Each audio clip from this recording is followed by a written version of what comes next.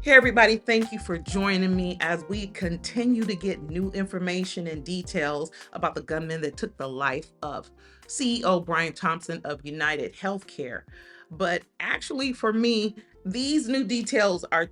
It's just making things sound more strange and fishy. Because instead of giving us clarity, it's just bringing more layers to this whole thing. Because we can see that the gunman, he kind of like just pulled off a perfect attack and getaway without a hitch. And in the media, the police, they basically touted him nearly as a mastermind, saying that there was nothing amateurish about what he was doing, except for these rookie mistakes that he made by exposing himself to the female at the reception at his hostel and going for snacks. For a highly organized person that put all this effort into this and executed this attack like with clockwork precision, why it just seems like it doesn't fit to him to make these kind of rookie mistakes. Having this water bottle, I mean, like he just has to hydrate at that moment. He has the water bottle with the smudges. He's on the phone right before. We all saw the path that he took, like parts of it. This, I'm not saying that he was on 007 level, but his exit was smooth. It was really smooth, from him running on foot to him grabbing this e-bike to him going into Central Park and exiting some type of way, grabbing a taxi, going to the Port Authority and grabbing a bus. But we don't really know who came out of Central Park. We don't really know which way he went. This is there's a lot of talk online, and I've seen some of the same things that made me go, about the jacket. Could it be the lighting? But the guy that was at the reception at the hostel and the guy that was at the taxi, they don't look like the same dude. And now I understand why the police, they were saying the light-skinned person, he seems to be light-skinned, because the guy at the hostel was, for me, obviously Caucasian. No question. On the surface, it seems like the gunman pulled off a nearly perfect attack and getaway, except for going for snacks and flirting with this female, fully exposing his face. This just, yeah, there seems to be something kind of bait and switchy, kind of smoke and mirror, sleight of hand thing going on. It just kind of like makes no sense. And for this guy to have been in town for like 10 days, staying at this hostel and keeping his face covered and keeping his head hooded. I mean, just basically covering himself like a Muslim woman. It makes no sense for him to drop his guard at the reception. That seems like the place where he would be on high alert. Like, no, this is not the place. And people don't really shame you for keeping a mask on these days. We know what we went through. So this guy was highly organized. He doesn't seem to have been mingling with the other guests. He was in New York for that deed. He was not there to start flirting with chicks, to get his swerve on and catch a dinner and a show. No, because if he wanted to do that, there are plenty of women in New York who would have been friendly to him. I don't think, if he wanted to drop the ball, I don't think he would do it at the reception unless it was intentional, like doing it for a photo opportunity, like he did at Starbucks. That's the only thing that makes sense. Are we supposed to be that silly? Are we supposed to? What do you guys think? What do you find strange? I would say, do you think anything strange here? But really, my question is, what do you find strange? Talk to me. I mean, even the police, it's like, you could do a better job of talking to us. Are you going to talk to us or not? Come on, be for real. Now, the authorities said they want the public's help in this, and I did make a video about what I noticed, and I am chiming in again because I just want to join the voices. I'm not the only one that says this sounds very hit-ish, has the makings of a hit. This does not seem like somebody wilding out, emotional at all. He seems like he was very proficient with the use of his weapon, and it's like he was even prepared for it to malfunction. As I understand, the silencer, or however you call that, a damper, it wasn't fitted for that weapon, but he just, got things in order without skipping a beat.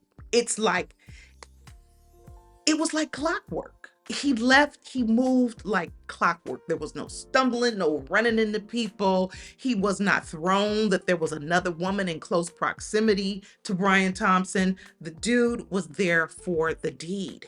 It seems like, based on everything people said at the hotel, people that were staying near his room, it's like there was nobody in the world but for this guy except him and Brian Thompson. That's all he was about. His mask came down because he wanted it to come down. He was seen at Starbucks because he wanted to be seen at Starbucks. I wouldn't even be shocked if somebody else's DNA is on that bottle. Maybe someone from the hostel, because this dude was on a mission.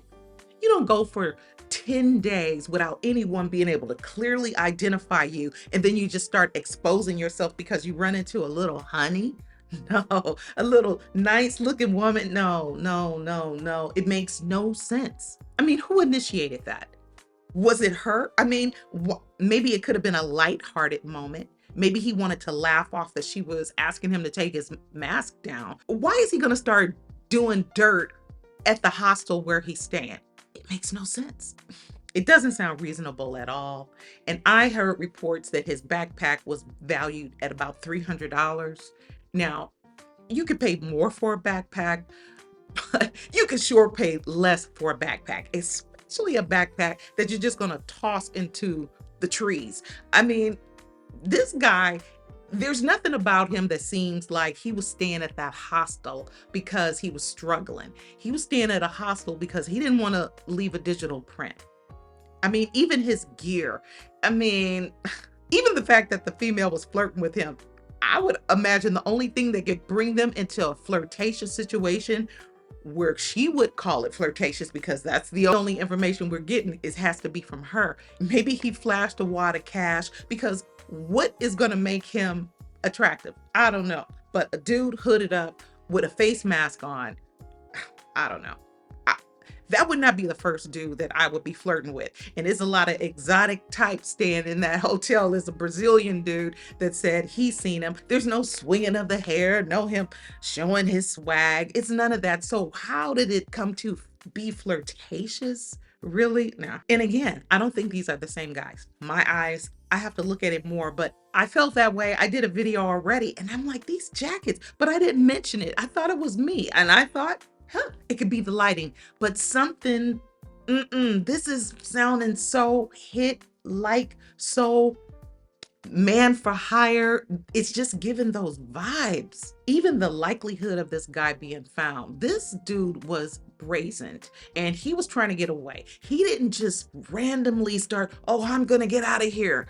I mean, foot to bike to taxi to bus. And this dude clearly is not worried. He was never worried about someone identifying him. If he was there for 10 days, he knows where the cameras are.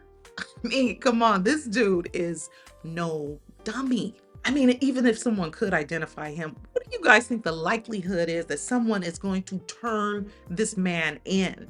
I mean, okay, the FBI up the reward. So now we got 60,000 in the works. Seems like we have an active shooter and an active decoy, if not two decoys. This was more highly organized than I think we think. I just think it's just on another level. That's what I'm getting. We'll see how this plays out. The police gonna have to make this make sense, because this guy was just on his post. He was stoic. He did not break under pressure. So why would he break for snacks and a little cute honey? It just makes no sense. They never really tell us everything, and they're doing an investigation, and it's still the victim is not garnering the sympathy. Even though people are saying that they think it's a hit too, they still sympathize with him. This has just been an opportunity for people to voice their frustrations about what's going on with these corporations and these CEOs pulling these huge profits out of thin air from the people, just extracting the wealth from the people. People are frustrated. And I kind of have the suspicion that Brian Thompson may have been persuaded to go to the hotel by his lonesome, down to the Hilton from his hotel, which I understand was not quite just directly across the street, but a little down the street and across the street, but still relatively close. Um, it's something weird about his wife too, that his wife says that he was getting these threats, and they're separated, but no one else has come forward to say that he's expressed to them that he's been getting these threats. It just makes no sense that he would confide in his estranged wife, that's probably his soon to be ex-wife, because she doesn't sound like she was under the impression that they were getting back together. She doesn't have all this, oh, please give our family privacy at this time. And I'm just sick, and all the, these things that people say when they lose a loved one and they're going through that gut wrenching pain. There's none of that. I'm not hearing none of that. Sums up. Of course, they always suspect the spouse. So this thing is going to continue to get strange. I mean, think about it. Why is his ex-wife or his estranged wife the only one that has the claim that he mentioned that he's been getting these threats, and that he goes to New York and doesn't keep a security detail around him? He's getting these threats, mentioning to his woman that he's not feeling like that anymore. That's why they're separated. But he mentions this, he confides in her when he's not even feeling her like that. None of this is making sense. But he feels at ease it's Manhattan, this upscale neighborhood. He feels at ease to roam around at this hour in the morning. And the shooter is there like clockwork. Yeah, but the wife, I mean, I heard today her with some soft words that you would expect, and that she has to break this to her children. But she didn't sound like a woman that was under the illusion or the impression that she was going to have a reconciliation with her husband. None of those words, those words, those sweet, oh, he was the love of my life, I plan to live the rest, people, it just pours out of them. This didn't seem to pour out of her, or else they would have given us that right along with her mentioning the threats. I better stop, because I'm just like going around on camera, but this thing was so smooth and so tight and so accurate the way I see it. Please let me know what you think, and I'll continue to keep up with the story, talk about other stories. You can check out my playlist. Until I see you the next time, keep living your life like it's golden.